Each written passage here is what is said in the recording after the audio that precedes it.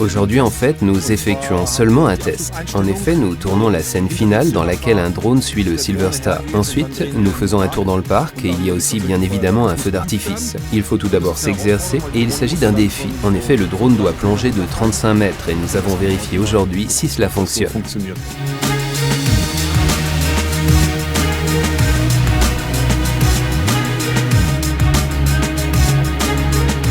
Ce n'est pas vraiment un film que nous tournons, mais plutôt un vol au-dessus de l'Europe. Et lorsqu'on pense à un vol au-dessus de l'Europe, on sait que cela va être très grand et qu'il y aura de nombreux pays et des sites magnifiques. Pour nous, réfléchir aux sites qui seront dans le film a constitué la première étape. Ensuite, nous avons reconstruit fidèlement ces sites dans nos ordinateurs à l'échelle avant de simuler les vols de drones ou d'hélicoptères. Nous essayons ainsi d'effectuer des tests afin de créer ensuite un vol qui donnerait vraiment l'impression que l'on vole d'un site à l'autre. Le film sera ensuite projeté dans un immense dôme. Il est tourné de manière réelle et nous avons donc commencé aujourd'hui. Il s'agit donc d'une grande avancée.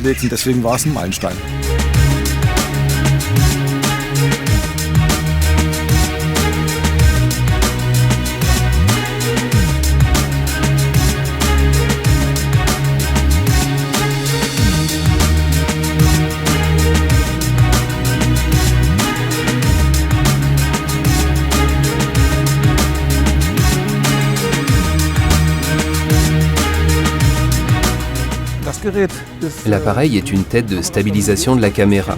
Tous ceux qui ont déjà utilisé un petit drone le connaissent. Il s'agit d'une pièce qui équilibre toujours le tout et qui fait en sorte que l'horizon reste droit. Généralement, elle fait cette taille. Ce que nous voyons ici, c'est son équivalent lorsqu'il y a un peu plus de poids.